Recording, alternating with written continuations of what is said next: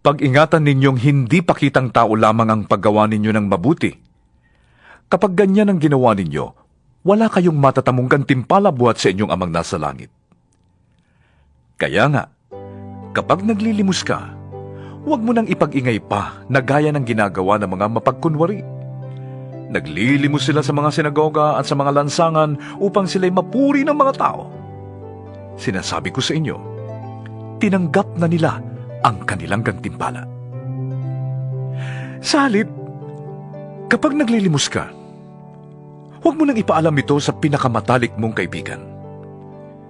Gawin mo ng lihim ang iyong paglilimos, at ang iyong amang nakakakita ng kabutihang ginagawa mo ng lihim, ang siyang magbibigay ng gantimpala sa iyo.